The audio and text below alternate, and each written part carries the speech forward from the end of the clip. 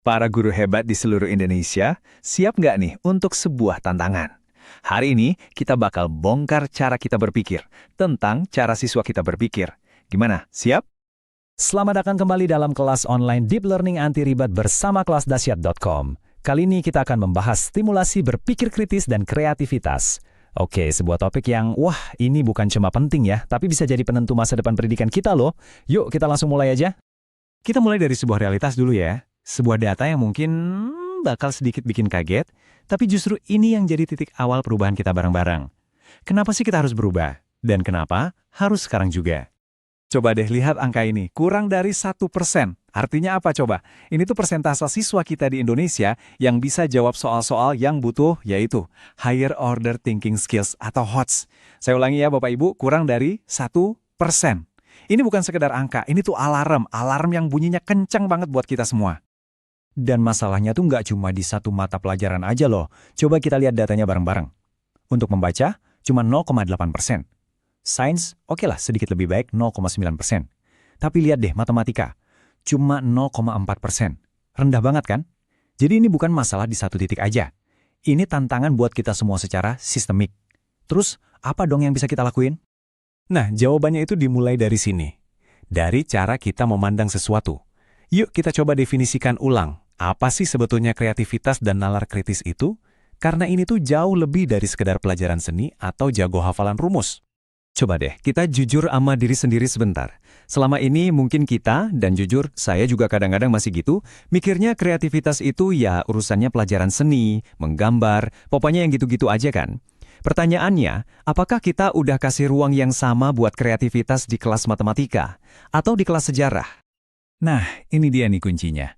Kreativitas itu intinya adalah kemampuan buat nyari solusi yang inovatif buat sebuah masalah. Titik. Jadi, ini bukan cuma soal seni.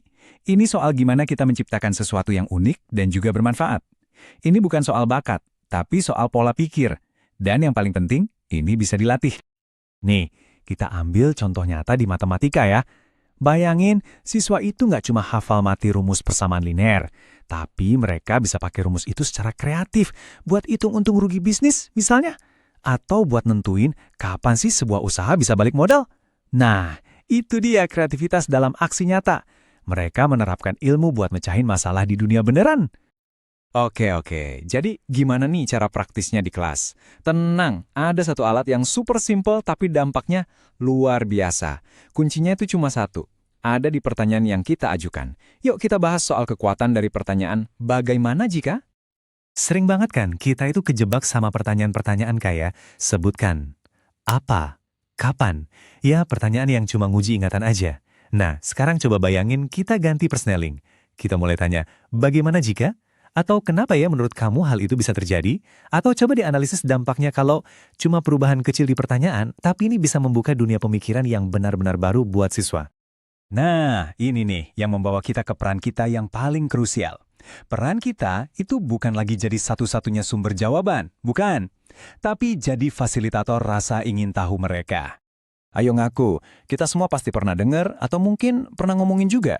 Pas siswa nanya, kenapa Bu Pak? Terus kita jawab, udah pokoknya begitu dari bukunya. Nah, kalimat ini nih, tanpa sadar, bisa jadi pembunuh nalar kritis nomor 1. Yuk, mulai sekarang kita pensiunkan kalimat itu. Kita ganti dengan, wah pertanyaan kamu bagus banget. Gimana kalau kita cari tahu jawabannya bareng-bareng? Jadi, peran kita itu beneran geser total. Kita bukan lagi kayak penceramah di atas panggung, kita ini lebih kayak pemandu petualangan. Kita yang nyalain api semangat dari dalam diri mereka, kita yang bimbing mereka pas lagi tersesat mencari ilmu, dan bareng-bareng kita ciptakan kelas yang isinya penuh inovasi. Terus, hasilnya kayak gimana? Seperti apa sih wujud nyata kelas yang udah bertransformasi itu? Yuk, kita intip! Dan inilah dia hasilnya. Siswa itu nggak lagi cuma duduk manis, pasif, dan menghafal. Lihat deh, mereka jadi arsitek buat pengetahuannya sendiri. Mereka aktif merancang, membangun, dan menciptakan solusi. Keren banget kan? Ruang kelas kita itu bertransformasi jadi semacam laboratorium ide. Jadi arena di mana siswa bebas berkolaborasi, bebas eksplorasi tanpa takut dijudge salah, dan bebas nguji ide-ide gila mereka. Energi kolaboratif kayak gini nih, yang nggak ada harganya. Disinilah inovasi itu lahir. Pada akhirnya Bapak Ibu, ya ini tujuan kita semua. Menciptakan sebuah pembelajaran yang mendalam, yang nggak cuma masuk ke otak, tapi juga nancep di hati. Pembelajaran yang bermakna, yang dilakukan dengan sadar, dan yang paling penting, bikin mereka senang dan semangat datang ke sekolah. Jadi pertanyaannya bukan lagi apa ini mungkin, karena kita udah lihat sendiri buktinya. Pertanyaannya sekarang adalah, gimana cara kita mulainya? Dan kabar baiknya, buat memulai transformasi sebesar ini, kita cuma butuh satu langkah kecil aja.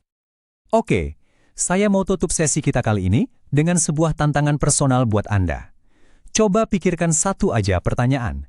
Satu pertanyaan, bagaimana jika yang akan Anda lontarkan di kelas Anda besok? Mulai dari satu pertanyaan itu, dan lihat sendiri gimana percikan rasa ingin tahu di mata siswa-siswa Anda mulai menyala. Selamat mencoba.